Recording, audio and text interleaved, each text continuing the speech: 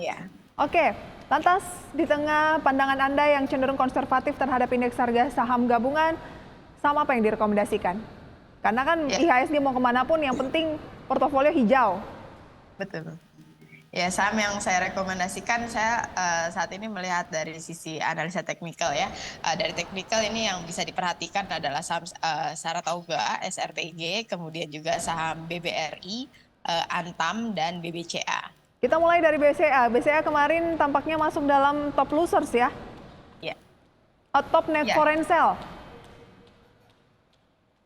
Ya, untuk BBCA sendiri saya melihat ketika BBCA ini nantinya akan berhasil rebound di area support kuatnya itu sebenarnya di 8.350, maka dia akan mampu menuju area resisten selanjutnya itu di 8.875. Jadi walaupun kemarin BBCA itu ditutup di sebesar 8.625, tapi di sini masih ada potensi untuk dia menuju resisten 8.875, dan juga kalau kita lihat sekarang untuk strategi dari BBCA ini kita bisa untuk buy di 8.625 atau di harga closing kemarin dengan nanti stop lossnya di 8.500 dan target price terdekatnya di 8.900. Tren apa yang sedang dibentuk BCA?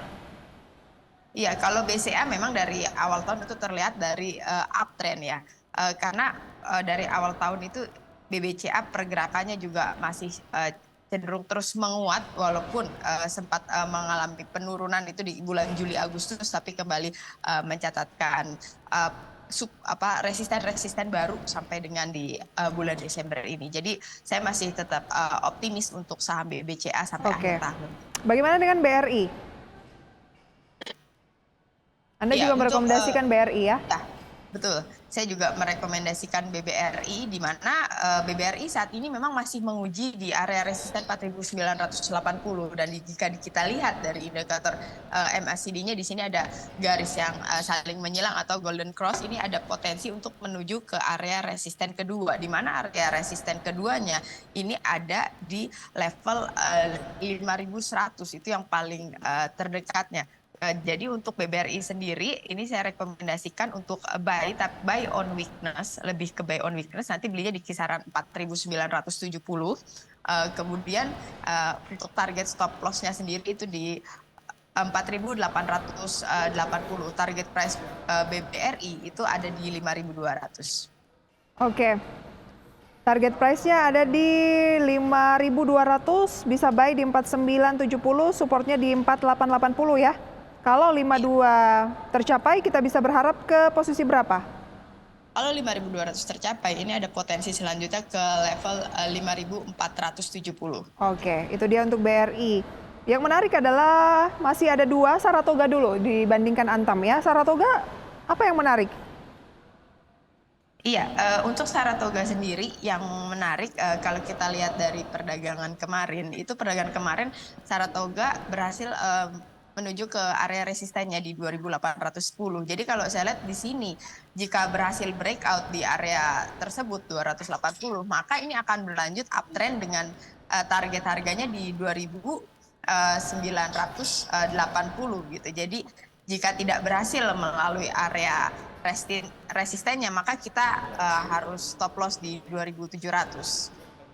Di stop loss di 2.700 ya, kalau memang tidak mampu menembus resisten di 2.800. Resisten pertama 2.800 dan kedua di 2.980. Kita mesti waspada. Nah, itu kalau misalnya tidak bisa ke 28 ya dan mengalami penurunan, stop loss di 27 ya. Ya. Ini jangka pendek ya?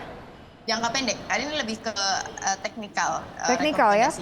Tren jangka pendeknya yang dibentuk berdasarkan teknikal seperti apa? Iya, kalau berdasarkan teknikal, memang untuk Saratoga sendiri saat ini sedang dalam membentuk tren yang uptrend ya. Kalau kita lihat dari bulan di akhir Oktober sampai dengan di bulan Desember ini masih dalam tren yang menguat. Namun kalau kita lihat saat ini masih ada potensi penguatan lanjutan. Jadi itu juga yang membuat saya merekomendasikan Saratoga. Oke, ada peluang ke 28 kalau itu tercapai 2990, buy di 2740 sampai 2770 untuk Saratoga ya. Ya. Antam. Ya, untuk Antam saat ini memang Antam masih bergerak sideways. Untuk saat ini Antam masih bergerak sideways yang menguji support nanti di 1925. Jadi kalau seandainya Antam berhasil rebound, maka area support selanjutnya itu di area support di 2040 ya. Kita support di sini adalah resistennya nanti di 2040 sampai dengan di 2070.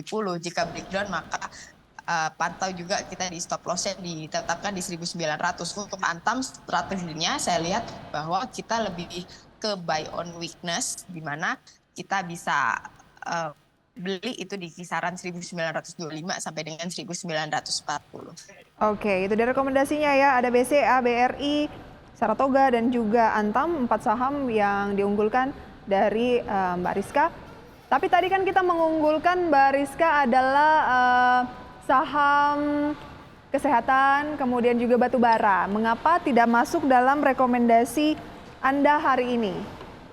Iya, kalau untuk saham batubara dan juga healthcare tidak masuk rekomendasi karena saya di sini melihat lebih kepada yang analisa teknikal dari penutupan perdagangan kemarin yang masih menarik diperhatikan. Sementara kalau untuk healthcare dan batubara itu kita nanti bisa sesuaikan lagi pada saat teknikal analisisnya memang ini support untuk kita beli gitu ya, Mbak.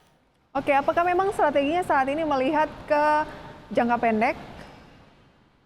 Iya, saat ini lebih relatif kita harus melihat ke jangka pendek terlebih dahulu karena masih adanya wait and see dan ketidakpastian pasar di tengah geopolitik yang saat ini juga masih berlangsung, dan saya juga masih melihat daripada arah kebijakan bank sentral juga dan juga pemerintah dalam nantinya di tahun 2023 itu seperti apa. Oke, setelah The Fed menaikkan suku bunga 50 basis poin semalam, ini kan biasanya diikuti oleh bank-bank sentral yang lain. Nah, bagaimana peluang dari BI? Iya, peluang dari BI memang tentunya di sini BI ada potensi untuk tahun depan juga kembali menaikkan suku bunga ya. Sebelumnya kan memang BI sudah menaikkan suku bunga 50 basis poin ke level 5,25%. Saya lihat ini juga memang dilakukan BI untuk menurunkan ekspektasi atas inflasi yang masih relatif tinggi dan stabilisasi nilai tukar rupiah. Tapi dari sisi BI memang masih cenderung optimis terhadap ekonomi Indonesia sendiri, di mana kalau kita lihat data saat ini di bulan Oktober bahwa penyaluran kredit itu masih bertumbuh 11,7% pada Oktober. Kemudian juga targetnya di tahun depan memang BI masih menargetkan kredit perbankan yang tumbuh di kisaran 9,5% sampai 11,5%. Saya lihat ini targetnya memang cukup optimis, namun kembali lagi kita juga harus melihat dari realisasinya nanti seperti apa di tengah. Saya lihat ini kan juga dari negara-negara lain ya, Amerika, Eropa, ini ada potensi resesi nanti di tahun 2023, walaupun Indonesia masih fundamentalnya masih cukup kuat. Jadi masih wait and see ya, dengan faktor-faktor eksternal juga dan peluang dari suku bunga Bank Indonesia. Untuk itu Anda merekomendasikan buy on weakness untuk khususnya untuk saham-saham yang memiliki potensi jangka pendek mengalami kenaikan seperti perbankan tadi, tambang emas seperti Antam, dan juga ada Saratoga ya. Oke, pembukaan pada perdagangan pagi hari ini Mbak Rizka dan juga pemirsa, IHSG melanjutkan pelemahan ke 6.764, turun 0,55%. Apakah ini artinya dengan IHSG yang juga Anda katakan cenderung akan lebih moderat saja di bulan Desember ini, window dressing yang diharapkan tampaknya tidak terlalu akan maksimal, ya kita beralih ke instrumen investasi lain seperti reksadana, karena ternyata reksadana pasar uang ini membukukan kinerja lebih unggul dibandingkan obligasi dan juga saham sepanjang tahun 2022 ini. Jangan dijawab dulu ya Mbak Rizka, kita bahas usai jeda pariwara. Pemirsa, kami segera kembali. Ada kembali pemirsa dalam Market Buzz, dan mohon maaf pemirsa kami tidak bisa menghadirkan ataupun menampilkan data lengkap pembukaan perdagangan pada pagi hari ini sama apa yang menjadi gainers dan loser, tapi saya akan sampaikan di mana pembukaan hari ini, atau Anda juga bisa cek di RTI, turun 0,67% saat ini IHSG di 6755. Kemudian saham-saham yang menjadi net foreign buy, maksud kami adalah gainers pemirsa ya, adalah saham seperti SDMU masih menjadi top gainers pada pagi hari ini, dan ini masih terus juga mengalami pergerakan secara liar karena benar-benar baru di menit awal pembukaan ya. Mbak Rizka, sesuai dengan proyeksi Anda, IHSG ini kembali melemah. Tapi ini apakah juga masih dalam konsolidasi di 6754? 54 ini masih dalam tren yang konsolidasi. Ini kita lihat bahwa kalau seandainya IHSG di sini mampu menembus level supportnya tadi seperti yang saya sampaikan di 6.746, maka ini ada potensi dia akan menembus support selanjutnya di 6.698. Jadi ada potensi penurunan lanjutan ketika IHSG mampu menembus level 6746. Oke, selain investasi di saham secara langsung, kan ada instrumen investasi pasar modal lainnya seperti reksadana. Dan berdasarkan data sepanjang 2022 sampai pertengahan Desember ini, kinerja reksadana pasar uang ini melampaui saham dan obligasi. Bagaimana tips investasi reksadana? Apakah mungkin sebagian dana kita alihkan dulu bagi yang mungkin belum memiliki reksadana? Ya, kalau saya melihat di tengah kondisi yang saat ini terjadi, memang kalau kita investasi, kita tentu lebih ke diversifikasi.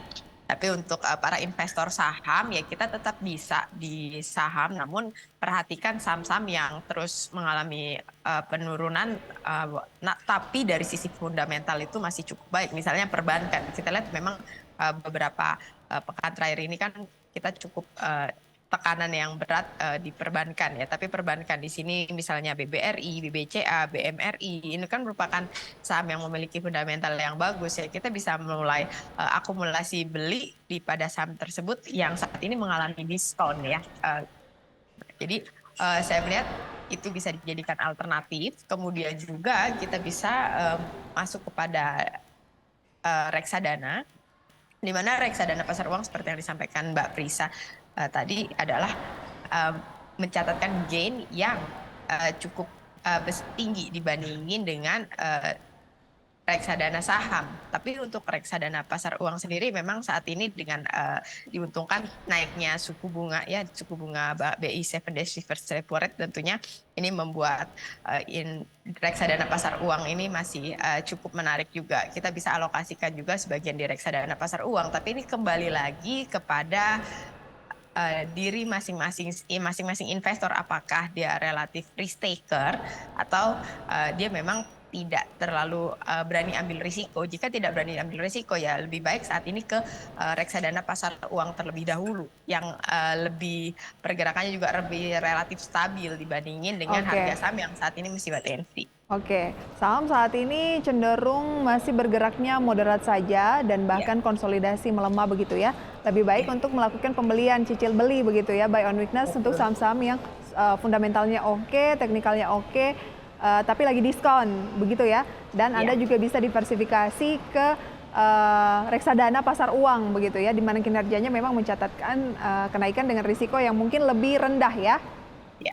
Sebelum kita akhiri, Mbak Rizka, nggak lengkap tampaknya kalau tidak menanyakan berapa peluang kenaikan suku bunga Bank Indonesia Desember ini. Untuk Desember ini potensi kenaikan suku bunga ini ada potensi kembali menaikkan di 50 basis poin ya. Kalau saya melihat di sini ada di akhir tahun ada potensi suku bunga ke 5,75%. Oke, ada potensi ke 5,5%. Baik, Mbak Rizka. Ya. Terima kasih banyak untuk sharing informasinya pada pagi hari ini. Semoga bisa menjadi referensi untuk pemirsa di rumah. Sehat dan sukses selalu untuk Anda. Selamat pagi. Terima kasih Mbak Risa, selamat pagi. Oke, itu dia pemirsa pembahasan dengan Mbak Rizka Apriani, pengamat pasar modal. Tapi keputusan investasi lagi-lagi kami ingatkan kembali ke tangan Anda ya.